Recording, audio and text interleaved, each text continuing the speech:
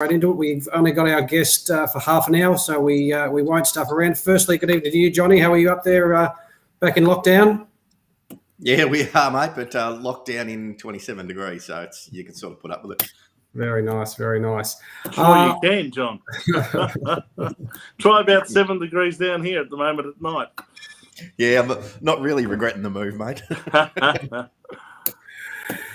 I won't stuff around. We'll just get straight into it. Like I mentioned before, I'm very pleased to introduce you to Vince Lochisano. If you have been watching the Carlton media channels and the general media in general for the last few days, you would have seen some things going on. First of all, to you, Vince, good evening. Thank you very much for joining us here on Carlton Live. My pleasure.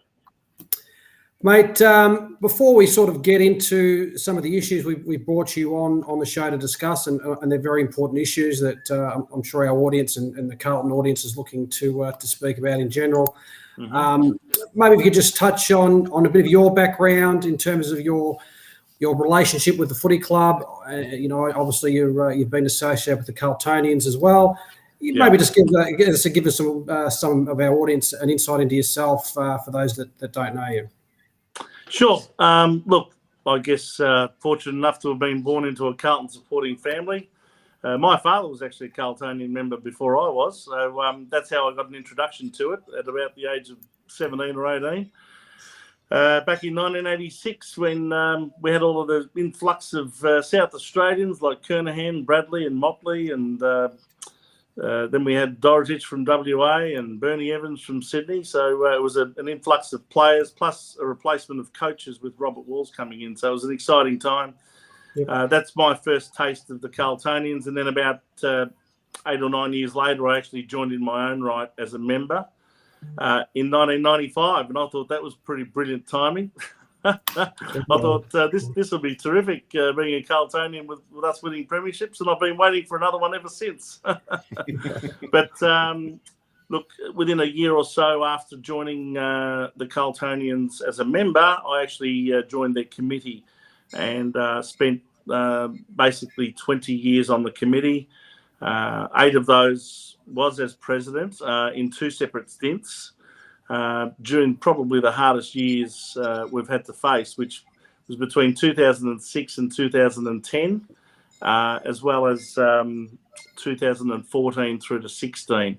So 8 years in total as president. And then when I finished up at the end of 2016, I was awarded life membership of the club in early 2017.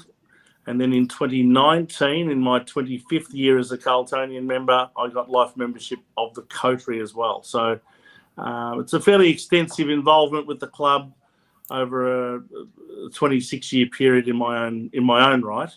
And we as the Carltonians coterie is the major coterie of the club. We generate hundreds of thousands of dollars in profit amongst essentially about 100 members. So on an annual basis. So it starts to add up into the millions after a while.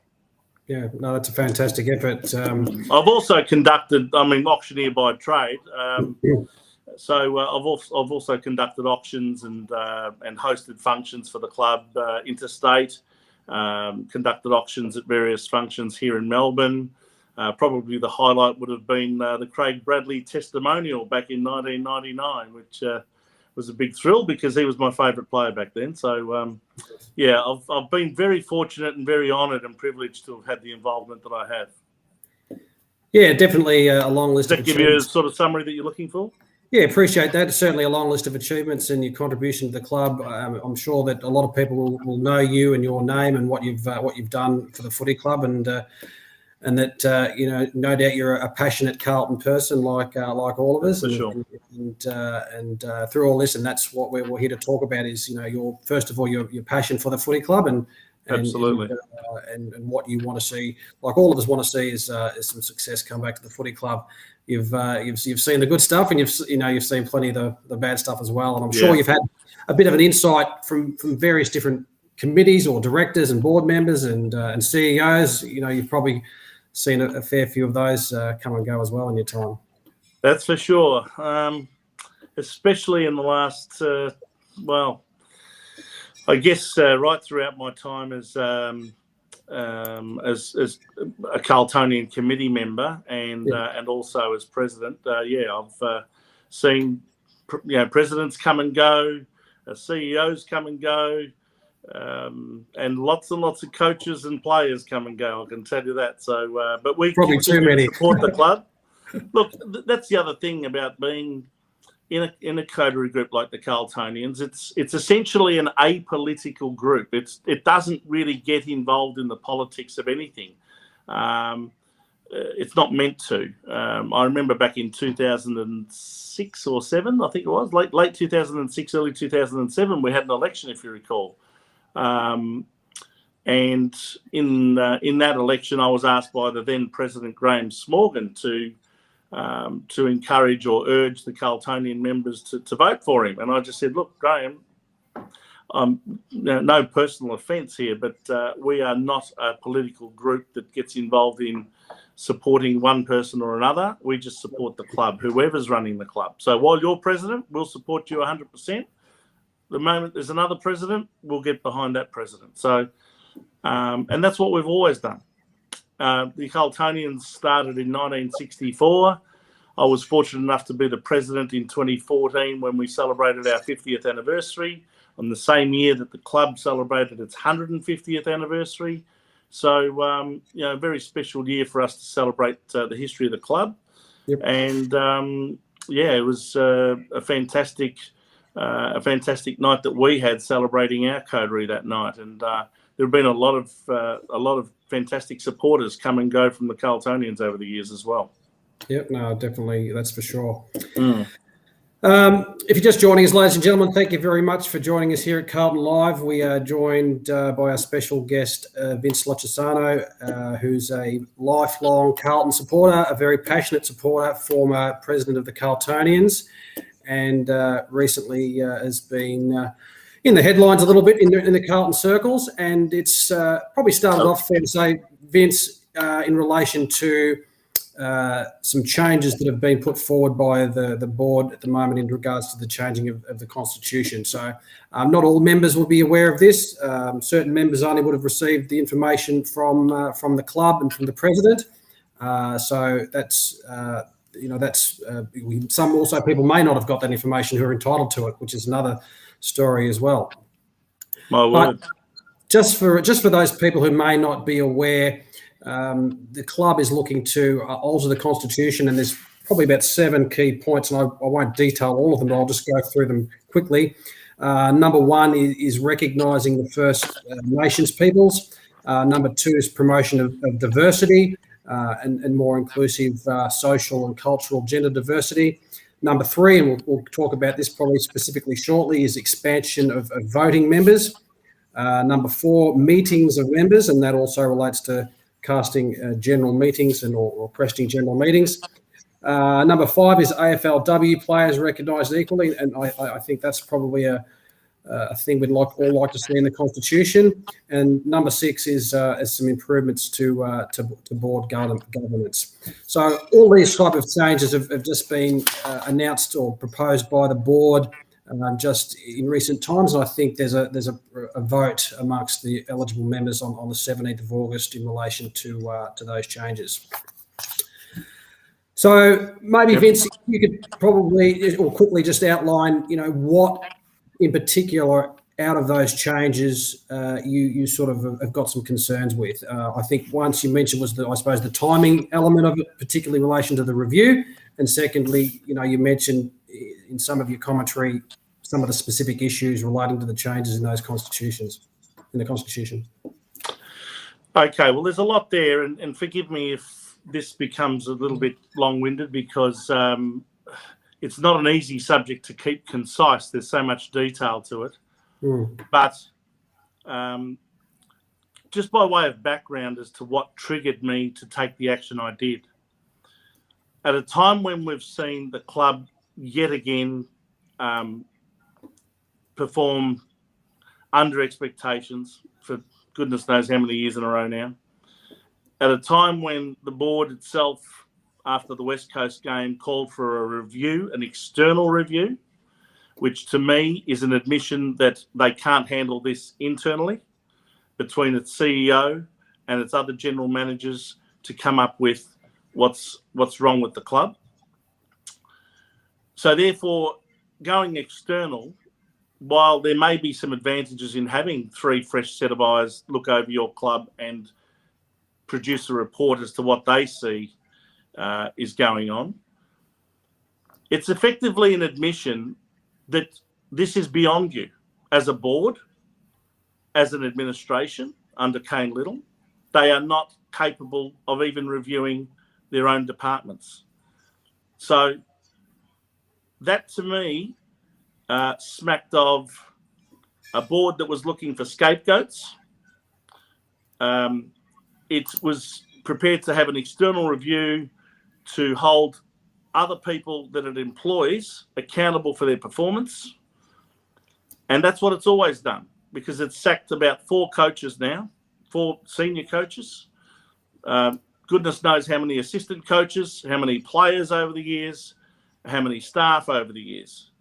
But at a time when I felt that it's about time that the board holds itself just as accountable for its failed strategies and its poorly chosen appointments, here they are sending out an email last Monday, whenever it was, 8 days ago, seeking to install a brand new constitution, and where the email itself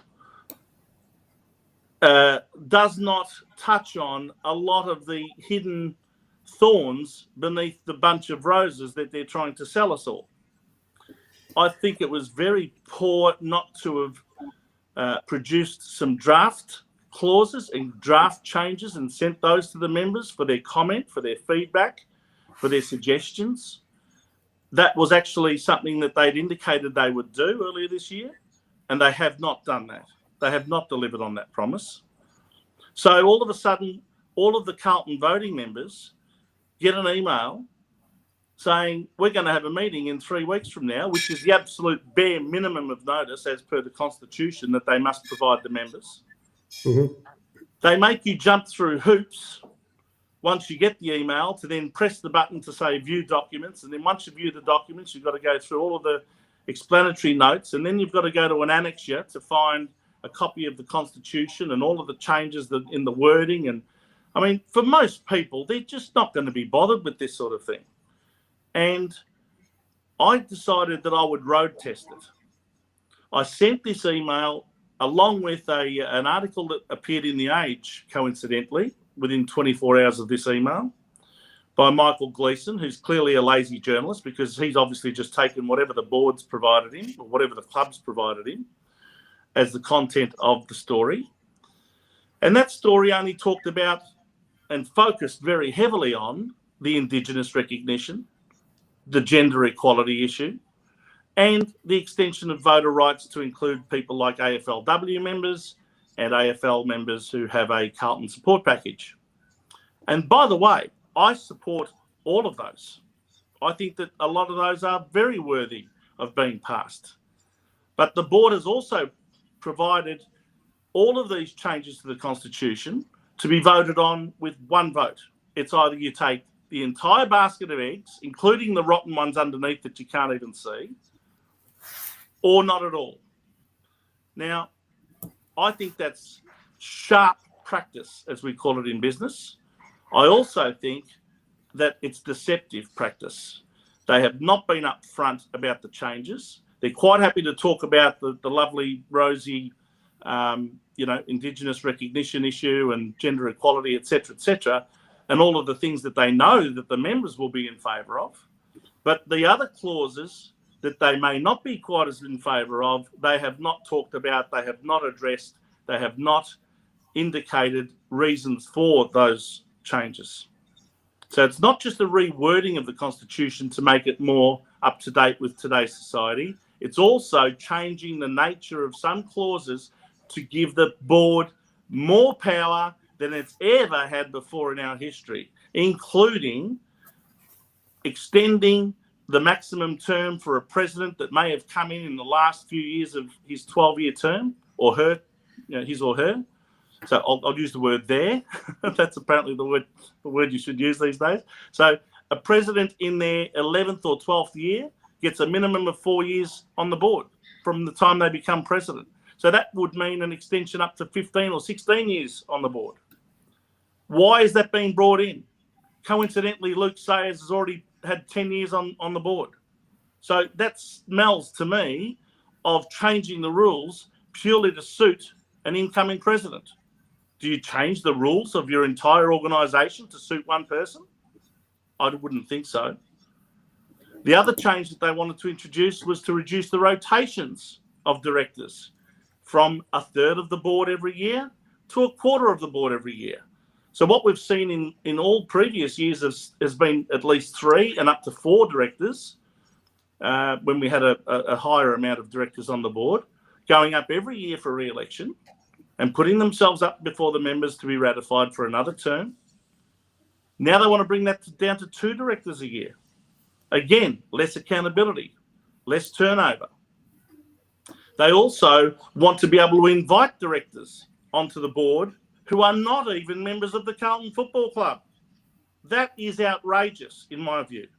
Now, they're going to talk about, but there's, sometimes, circumstances whereby someone may have retired or resigned. We need to fill that position quickly. We've got a really good person, but they don't happen to be a member of the Carlton Football Club. I don't care. This is a member organisation. This is not a publicly listed company. This is not BHP. This is a football club. And I think a lot of people have lost sight of that. We should honour the fact that people pay their money to be Carlton members.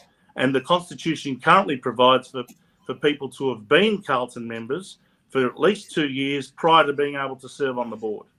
This was an issue that the Collingwood Football Club had recently with that lady that they invited onto the board, Bridie O'Donnell. So, again, changing the rules to suit themselves so that they can invite one of their other mates onto the board who may not even be a Carlton member, may not even be a Carlton supporter. Yeah, I don't think that that's right either. But the one that really got me and the one that really instigated a lot of my action was when they decided that they wanted to change the clause that relates to members being able to cause an EGM to be called. Now, the current rules are that a member can go out and get another 100 signatures from other voting members to cause a spill of the board, or not to cause a spill. Now, I just want to get this this terminology right, and I think there's been a bit of misinformation about this. If you get a petition signed by 100 people, that does not spill the board. That does not cost these 8 people their jobs. All it does is it forces the board to call a meeting, an extraordinary general meeting, and then it will give the entire membership the opportunity to vote for the resolution on that petition.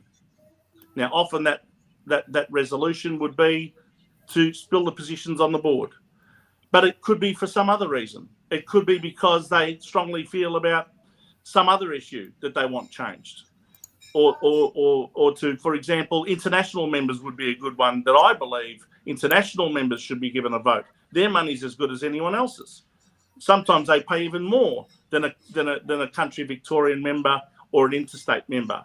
Now, those people are allowed to vote. So why not international members? So that might be a reason to cause an EGM. It's not always to spill the board. But they wanted to change that from 100 signatures to 5% of the entire voting pool. Now, the current voting pool, I'm told, and this is not confirmed, is around 30,000 of our 80,000 members.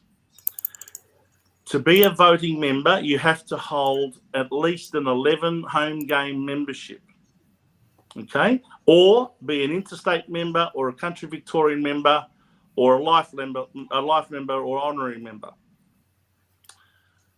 people who, for example, have bought a 3-game membership, they wouldn't have received this email because they're not eligible voting members. Now, one of the other clauses is that the board can, from time to time, at its discretion, decide who can be a voting member. So they could very well turn around and say, we want to give all of the 3-game members a vote too. So all of a sudden, your voting pool could go from 30,000 to 40,000 to 60,000 to 80,000. Now, we're told that we've got 80,000 members. There's nothing stopping the board from saying we want all 80,000 members to have a vote. So by extension, the 5% of the voting pool could mean that instead of getting 100 signatures from voting members, you might need now up to 4,000 signatures. Do you see what I mean now about changing the rules to suit themselves? Do you see what I mean now about changing the rules to avert an election, to avert a challenge? I think that's the main motivation for these rule changes, because they want to keep enhancing the protection racket. What I'm concerned about with the Carlton Football Club, as what seems to be happening at a lot of football clubs, is the corporatisation of our club. It's becoming more like the Carlton Business Club or the Carlton Corporate Club, no longer the Carlton Football Club. This board clearly does not have a football-first mentality. The club seems to be hell-bent on getting involved in all sorts of social justice issues, but it's not winning games of football and winning premierships. We were promised a strategy that would work, that was designed to create sustained success, gentlemen. All we've seen since is sustained mediocrity and sustained and abject failure. And I, for one, am through with it. To have gotten that email triggered me, because I thought, how dare this board of directors that does not hold itself accountable for our on-field performance. It keeps crowing on about our off-field stuff, but it won't take responsibility and make itself accountable for our on-field misery. On-field, we are insolvent. Okay? We are bankrupt on the field, and we have been for a long time. And if this was a board of directors running a public company with that sort of performance, they would have been turfed out years ago. And to come out now and try and deceptively push through with only 3 weeks' notice a brand new constitution after the other one's been serving us for decades. They give us 3 weeks to digest all this. Yeah. It's a power grab. And anyone who can't see it is blind. It's a power grab of all proportions. I feel very strongly about my football club. And I know that there's a lot of other members out there that are so frustrated with things. Let me assure you of one thing. The fish rots from the head. This football club will never be successful. I don't care if you get Alistair Clarkson. I don't care if you get Ross Lyon. I don't care if you get any other coach. They're never going to succeed while there's such a toxic culture that exists at the Carlton Football Club. And I think you'll find that this review that is currently being handed down will actually divulge a lot of things that are not very pleasant. And I call upon the Carlton board to release the entire document publicly, to be able to show the members exactly what's going on at the football club under their watch. If they had any integrity, that's what they would do. But I'm not holding my breath. I am now at the point, after having asked the board to do one simple thing, gentlemen, and that was to defer the meeting, to postpone it until after the completion of the 2021 season. That's all I wanted, to give the members time to say, okay, you want to introduce these new changes? You want to have a brand new constitution that gives you people even more power? At least be up front. Explain these things to the members. Have full disclosure. And then let them vote. And also allow them to vote for change individually. That's what I asked for. I gave them till Monday night, 5 o'clock, to give me a response. And they proved what I said in the Herald Sun on Friday, that they are arrogant and completely full of audacity. They did not even do me, a life member of the club who has served it over 20 years, at the time of me getting my life membership, not even the courtesy of a response. Even if that response was no, Vince, we're not going to give it to you. Yeah. Right? Not even a phone call or a message, nothing. So you know what? That just proved to me that they are not fit to govern this football club anymore. And why I intend to proceed with this petition. And it's not to replace their board with my board. It's not to replace those 8 directors with my 8 directors. It's to call an election, a democratic election, where if they feel that they deserve the opportunity to keep going, if Luke Sayers believes that he's the man to take the club forward, along with all of his cronies, let him make the case for it. Let him prosecute the case for it. Because I can assure you of one thing, there will be another ticket of people who also are going to be quality people that will stand up to them. And if there's anybody else that wants to form a ticket, they can do so as well. If any individuals want to go as individuals, let them stand for election too if they want to. That's what we call democracy. And that's what I'm trying to return back to the Carlton Football Club. The power back to the members. It's time to take back our club. Because frankly, if we allow this constitution to go through, you might as well rip the CFC off the front of the Guernsey and replace it with CCP, which is short for the Chinese Communist Party, and put a hammer and sickle on the other side of the Guernsey. Because that's what it's going to effectively become if these rule changes go through. It's a power grab, and it's unacceptable to me that this board has even put it forward to the members. I asked them to defer the meeting. They wouldn't do it. So now we're going to cause an election. So bring it on. Well, Vince. Great stuff, Vince. All right. Very, very, very impassioned. I've tried to be obviously, as clear and concise as I can, gentlemen. But I hope that the message is understood. Look, what we're trying to do, Vince, and whether us and we've obviously through our channel here discussed some of these things, and over the last few years, many of the things you've mentioned, we've discussed. Obviously, we've got an audience as well that we wanted to try and get in front of to at least give them an alternate or a perspective coming from not just the footy club. And like you mentioned, this email's come out. It was not a lot of notice. We certainly were promised some drafts that the layman might not necessarily understand things. What we're trying to do is find a balanced point of view and an objective point of view, whether you agree with your position or you don't agree with your position. It's very important that from where John and I sit, it's very important that as much information can get out to the people to make their decisions as they can. Once those decisions, once they've got that information, then what they do with that is their own choices. Yeah, fair enough, gentlemen. Look, everyone's got an opinion, and look, not everyone will agree with my stance on this. Not everyone will agree of my perception of what's going on. Not everyone will agree with my interpretation of the rule changes that they want to put through. But that's fine. That's everyone's entitled to their opinion. The debate's happening. But what I want is, even if the members as a collective push through this new constitution or voted, if they voted in, right? If they voted it in after more than adequate time to discuss it, to debate it, to question it, and to even make suggestions as to how it can be improved. That's what I want to see. Open, transparent board.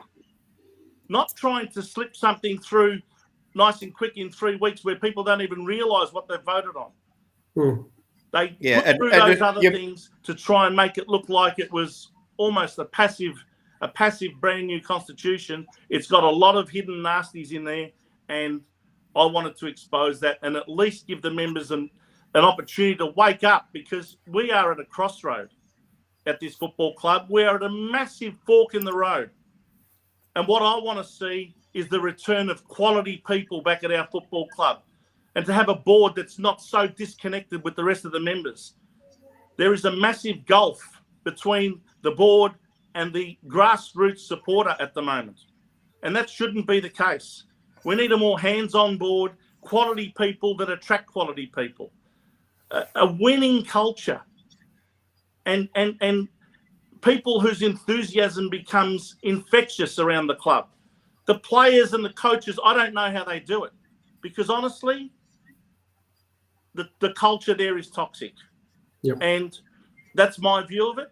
You'll hear a lot more from me from this point in time as well. There will be a petition going out shortly that people can sign if they want to join that petition to cause an EGM.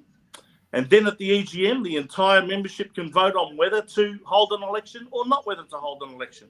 If they decide to hold an election, there will be a subsequent meeting where obviously we vote in a new board.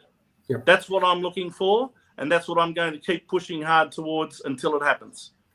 Mate, I know you have to go. I have to go shortly. Sorry, mate. Just one couple of things. That's all right. I have to go as well.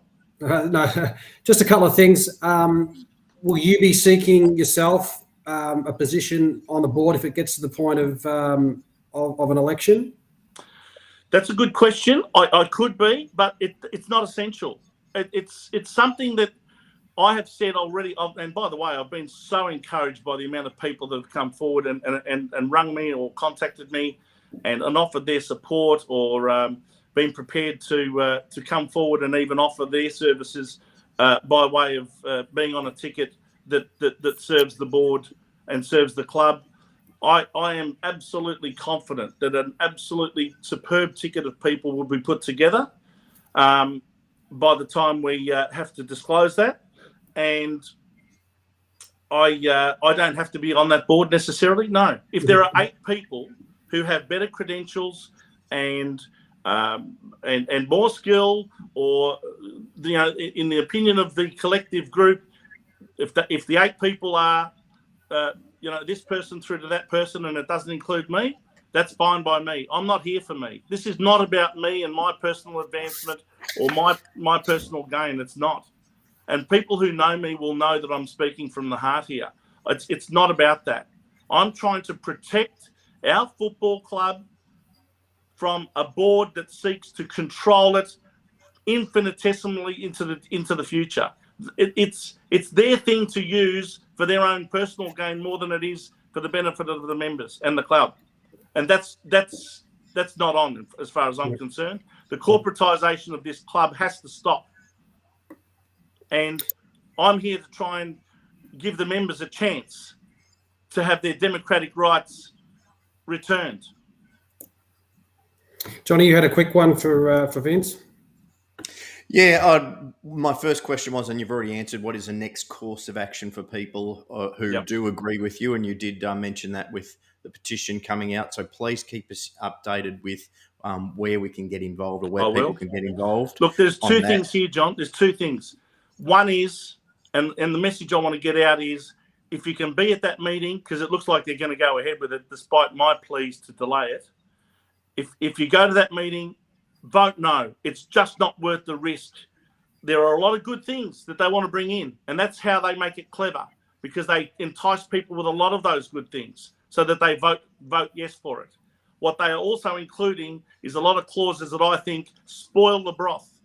That's why I wanted each of those changes to be able to be voted on individually so that the members can say yes to Indigenous recognition. They can say yes to gender equality. They can say yes to extending voter rights to AFL members with Carlton support package. But if they choose to, like I want to vote no to some of these other changes that give them even more power at a time when they don't deserve it, well, then we should be able to vote no to that.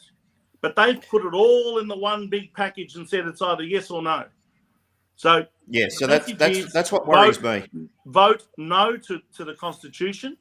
And the other thing is, if you want to be part of this petition and sign your name to it, I will be releasing that petition within probably the next 24 to 48 hours.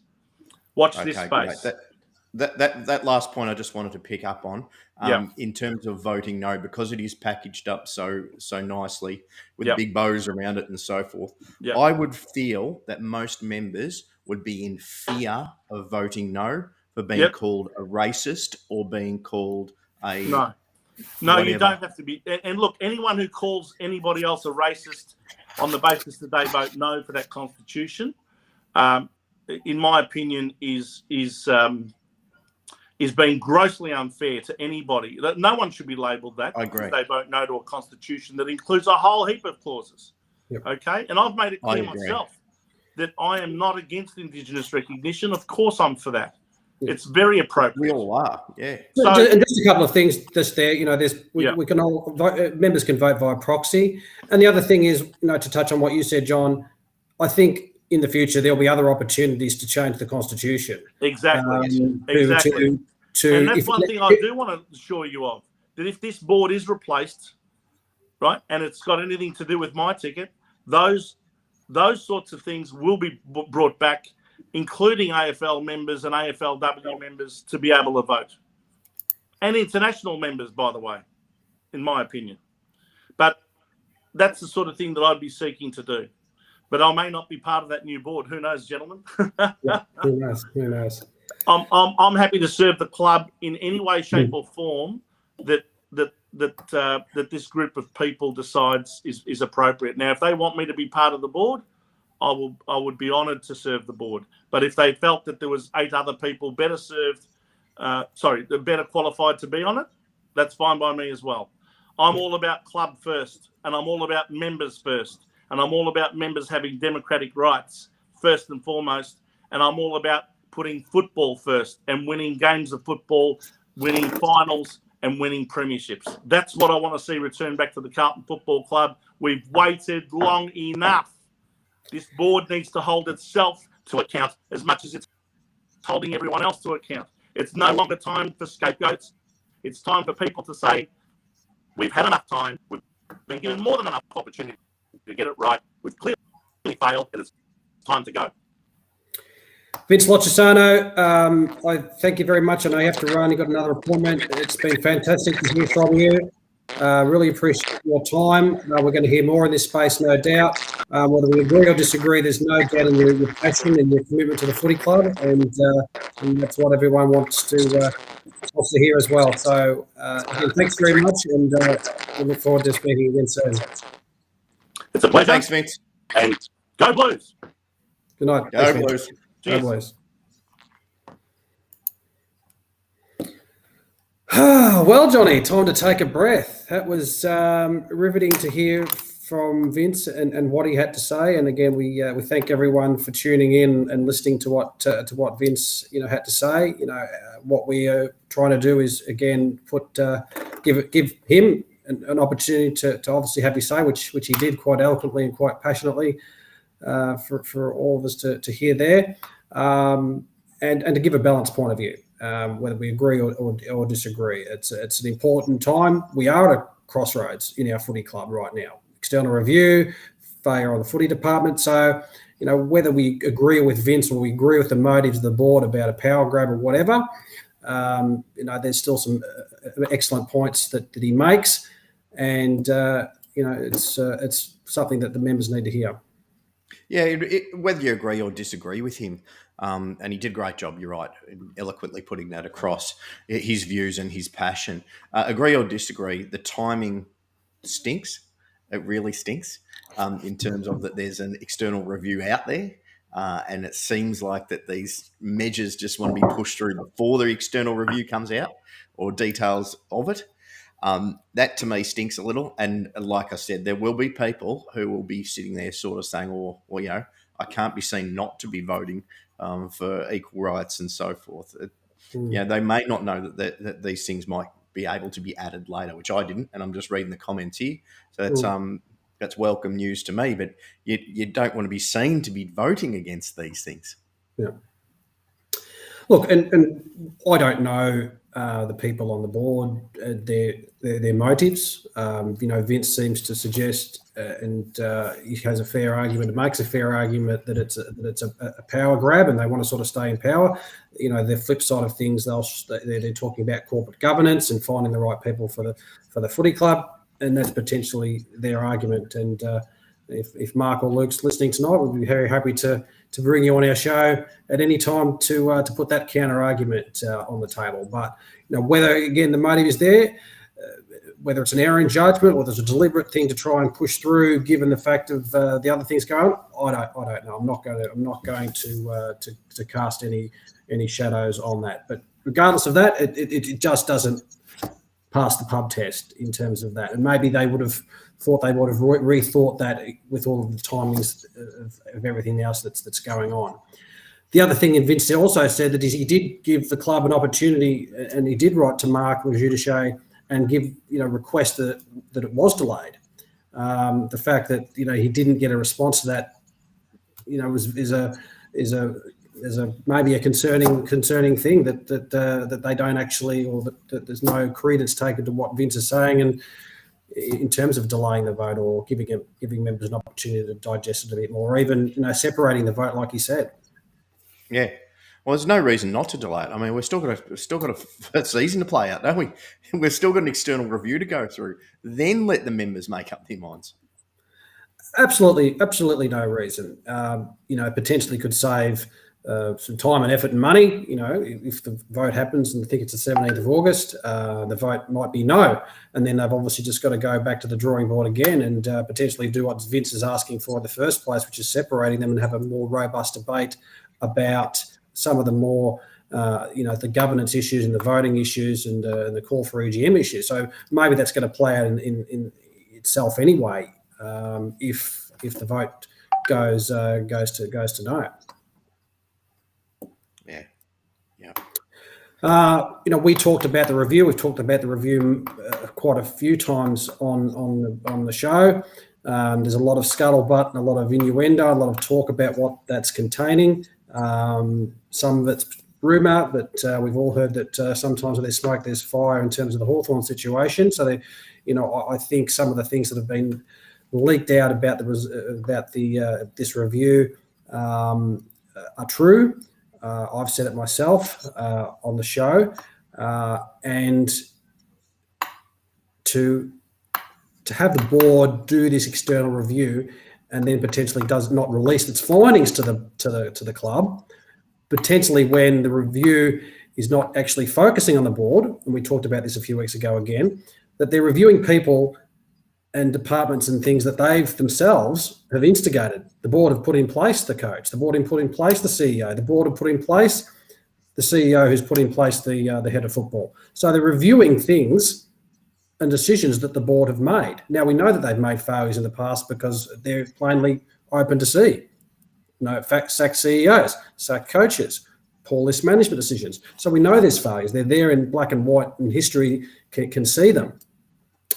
So it does make sense that there has to be some accountability on the board for those decisions, not just to review the football department for its failings or lack of failings or whatever they're going to find out in the review. Yeah. Yeah, you're right there. Pretty much just crucifies themselves, doesn't it? Shoots themselves in the foot. But look, just moving on a bit here, just Ricky Spencer says, is the alternative Tom Elliott? I just want to make it public now that there's an alternative ticket going up led by one John Rowe, and my aim is to put the CUB back into club. Well, we've heard it first. You want to get CUB as our new sponsor? Very good. Oh, you're off the bugs, mate. What's going on there? Yeah, I'm not going to change our name to the Lions. Oh, okay. No, fair enough. So you're not running a ticket, mate. You're not putting your hand up to be the new prez. No, goodness gracious, they're trying to get me involved in the local footy club, and I'm pushing back. Nice. Oh well, I might consider it if it's out there. But no, look, there's no. Vince said that there's no ticket. One of the questions has been, okay, well, it's okay to pull it to have a spill of the board, but what's your alternative? I think Vince is aware that there'll be people, if there is a spill, there'll be plenty of people, Carlton people, good Carlton people, that will put their hand up. And I think it's probably warranted, and it's about time that happens, and to see what else is out there, and let the people and the members decide. One thing is true: we are a member organisation. We certainly are governed by corporations acts and constitutions and things of that nature. But at the end of the day, we are a member-based organisation, and rightly or wrongly, the members. There's things in place that members can do what members can do to appoint their directors, but it's a pretty hard process to get there. So, if the incumbent board are satisfied with the work they're doing and that they believe that they'd be re-elected in a democratic vote, then that's fine. If there's people out there that have a crack and think they can do a good job and want to represent the footy club, that's fine too. So by the sound of it, it's going to happen regardless of what we talk about tonight. It's, Vince, I don't think he's going to mince words. He's going to get out there and get those numbers, and we might be seeing an EGM pretty soon. Yeah. Oh, yeah. I think he's quite determined. That came across. Yeah. One of the questions, I'm sorry I didn't get to the question and get to ask Vince of it, but Cameron Thorne, said, is there a concern that a spill or an EGM, which as Vince said, an EGM doesn't necessarily mean a spill, but it obviously means a bit of a lot going on for the footy club. Does that kind of event or those kind of things prevent us or have issues in regards to destability of the club or appointing new people or getting new players to the club? Or, Cameron mentioned Clarkson. Do you see that being an issue in that respect, Johnny? Yeah, I would definitely think so. You don't want to go to an unstable club, do you? But by the other token, he may look at the club and say, "This club's a rebel. I'm not going there now unless something happens." Yeah. Could work, could go either side. But no, I think on the whole that is a fair statement. Yep. There's arguments to say that, like you said, things aren't working now. So hypothetically, Clarkson comes in as the coach in his last 9 months because he's having issues with the board that still haven't been fixed from the last 3 coaches that we've got. So you have to start at the top. That's the first thing. You've got to start at the top. And at the moment, the board have done fantastic in many different areas, but accountability doesn't seem to be there in terms of hand up saying, we screwed this up, or we screwed this up, or we could have done better here, or we're having a review of our own internal mechanisms. That certainly doesn't seem to be there. Is there some people out there that you'd like to see on the board? Give us some names, ladies and gentlemen. Do you want a board spill? Do you think it's a good idea? Do you agree with anything or some of the things that Vince said? We'd love to hear your thoughts on that, on a change of board, on your vote. We'd love to hear what you have to say. It's going to be an interesting few months ahead for the Blues. There's never dull times, is there? Never dull times. Okay, while we get some people's thoughts coming through on the text regarding the board and Vince's thoughts, we might change it around a bit back to footy. We won a game on Saturday. Beat the Saints. Was one of our better wins, probably the best win for the year, the way we performed, and some new fresh blood came in, and some players we've called to have a crack came in, and the Prince returned. It was all happening on Saturday or Friday night for the Blues. Yeah, it was a very good game to watch, wasn't it? From a Carlton perspective, simply because of not because we kicked so many goals and kicked so straight and so forth, as much as the pressure was there for 4 quarters. It really was. St Kilda made mistakes because of our pressure, and that's really what you want to see at the end of the day, isn't it? We had more tackles in the first quarter than we've had in some games. Yeah. So I felt that was good. I'm a big supporter of Charlie coming back into the team. Well, on the proviso that the medical staff have said, right, 100% ready to go. And if he's out there, he should be 100% ticked off, by the way. He shouldn't be out there on 90, 95, not in his circumstances. But in terms of match fitness and getting touch, that didn't bother me so much in terms of I want him to get the taste of footy again. But more importantly, for the years going forward, is to start now and getting that chemistry going with H, because H has carved his own path now without Charlie being there. It's now how does Charlie fit into H's stride now. And Jack's playing some unbelievable footy. Where does he fit into that? And I'd like to see those things kind of worked out before the end of the season for next season. Yeah, no, excellent points. You can do a lot in 4 games. The psychological element for Charlie getting out there, knowing that his knees, where it should be and how it would be, just that to play that bit of footy. The medical department have ticked him off.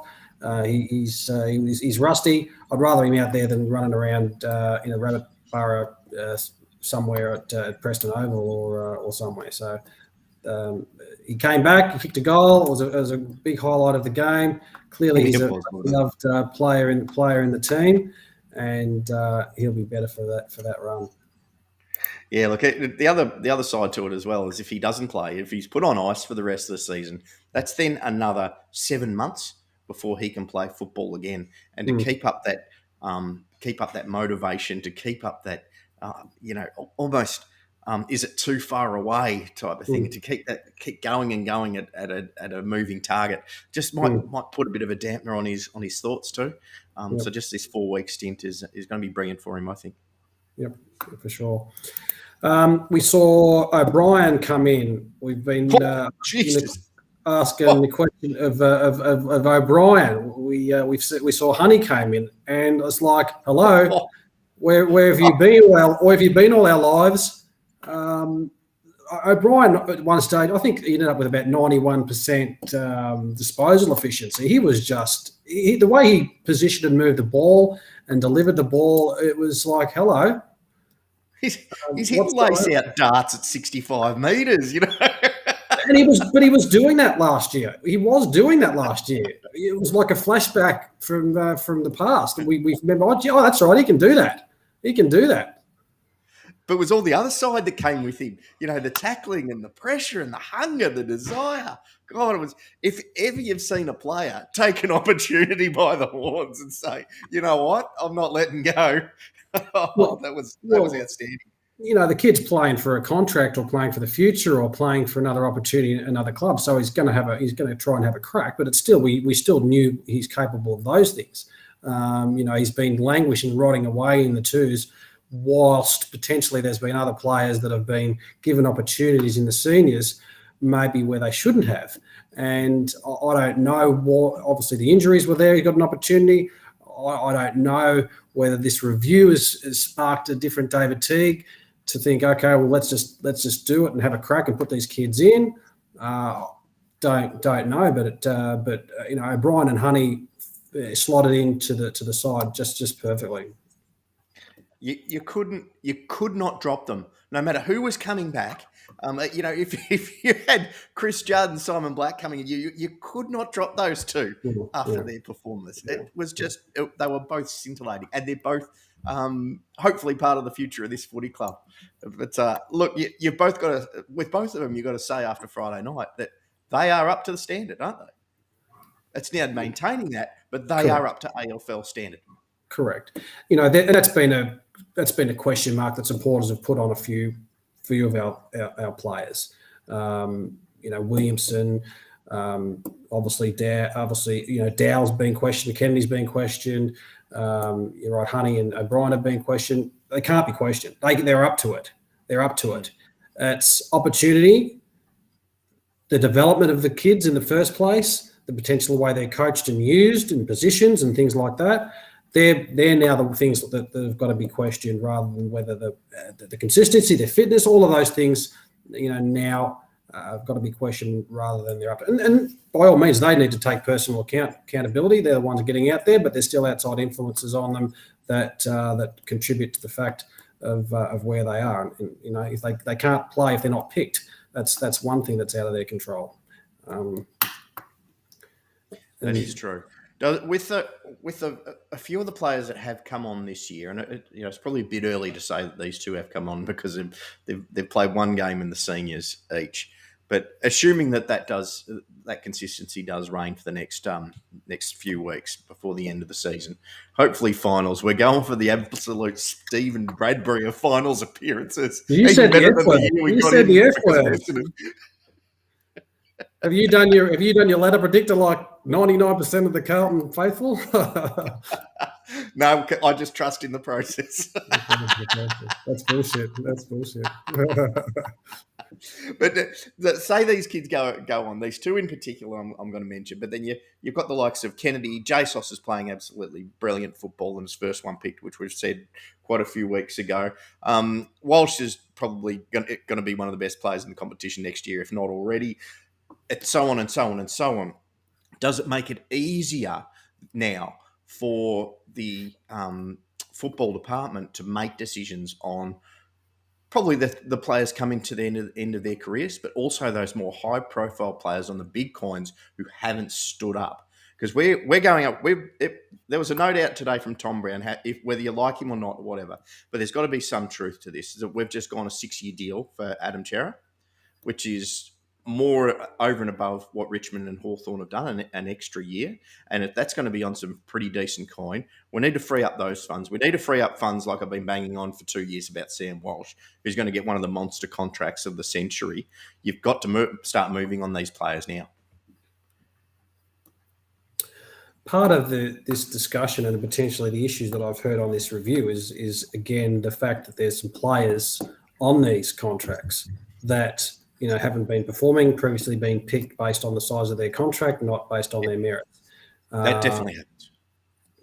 You're right. To bring Chera in as a 21-year-old, good up-and-coming player, to give him that coin. I know you need to get coin in to get some good players. Are we doing the same thing again? Are we doing the same thing and I certainly know Dow has showed a good vein of form. And maybe you shouldn't be comparing Dow versus Chera, but if Dow kicks along, and then you've got Chera coming in on this big coin, and that doesn't work out, are we setting ourselves up to fail again? Yeah, another 6-year contract. Yeah, you're right. Yeah, you've got to trust. Do we have the youngsters coming through, and we'll have to give away pick 6, or whatever it's going to be. Will we get rid of a really good player by getting rid of that as well? Yeah, by all means, bringing a good player like that, a young player that's up and coming, that's on the right path into footy club is something I want to look at every day. But given the fact that maybe we've got some light at the end of the tunnel with some of these mids, maybe it's time to looking at who we look at in replace of Liam Jones in terms of that defensive position. But then we've got Kemp and all those. So it's going to be a really interesting time, like it always is, to see what happens. I've always advocated have the conversation with your footy players and say, look, this is what our strategy is. We do need to pay overs to get some players into the footy club, but at the end of the day, you will be picked on your merit. So if he's not performing as a $800,000 a year player, he won't be getting picked. Yeah, right. Yeah. That'll happen when I'm president. I'll make sure there's some selection integrity in the footy club. And that'll happen when I'm a billionaire. When pigs fly and bacon goes up, that's when that'll happen. Yeah. So defensive pressure. Andrew Lake mentioned that it was there. It was some of the best footy we've played throughout the year. They seem to really work well together and gel together and work together and stick up for each other and move the ball. Some of the ball movement from defence down to attack was there. It was brilliant, and it came on the back of the great skills and the ability for some of these players to take the game on. Dow, the extractor, he's getting in. I don't know whether he's because it's been living with Walshy, whether that sort of stuff's rubbed off on him, but he's continuing strength to strength. Like you mentioned, JSOS. It was a really good even performance, and our young blokes definitely stood up. Well, that's got to rub off, doesn't it? Living with Walshy, it'd be 3:30 in the morning, mate. Come on, I'm going for a run. You can't. Well, that's exactly right. You would, if you were, they should all move in with Sam Walsh. Let's be honest, and just follow him do what he does. They should all change their name by default to Sam Walsh.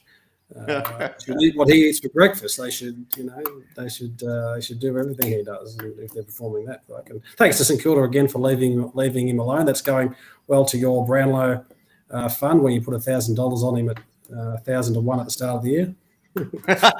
If only. That could have easily been retirement money. You took all your money out of Bitcoin 10 years ago to put it on Sam Walsh. Is that the truth? Yeah, pretty much. Yeah. Yeah, that's it. Okay, so it's been a long show. We won't go on for too much longer. We've got ourselves in a position where you said, I'm not going to say the F word, but it's there. Some results have gone our way. There's some argument, and people have said, we don't deserve to make finals. I think we need to make finals. I think we should make finals. I think we should have been as we know, we should have been in a position where we should be sitting already at the moment, 7th or 8th, because of our stupid results and some stupid losses we've had. But that's another argument. 4 games to go. 4 games? 4 games. 3 or 4? Gold Coast, Port, GWS, and that's it. So 3 games.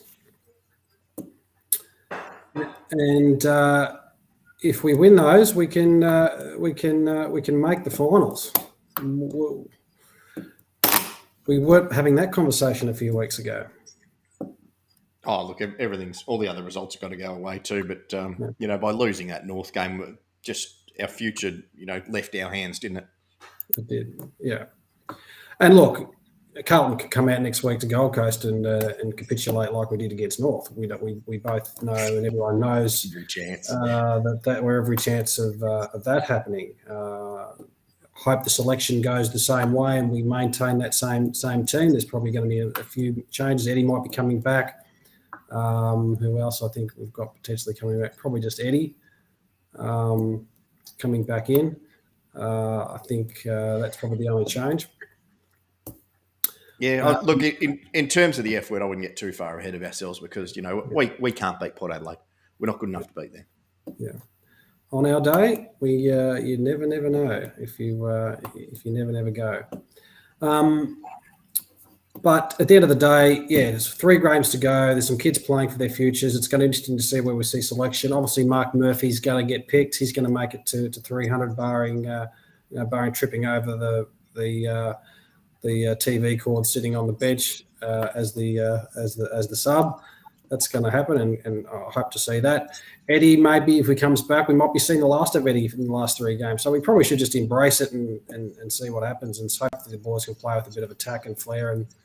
And if they do want to play for Teague and they do want him around, do what they're should have done, for a few times more this year. Yep. Yes, Mac, that one-step bomb, that was at one of the most pivotal moments of the game too, wasn't it? Where he kicked that one and you thought, we've got a little bit more momentum now. We've sort of got them covered a bit when he kicked that one. That was great. Now, this is a good point too by Anthony, and I'll ask everyone this. Is Jacob the best man to cover King? Because I thought Jones did a better job on his brother on the weekend. Does everyone agree? Interesting question.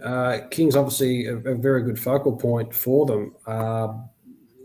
Some of the ball that went to King when Jacob wasn't able to get to it.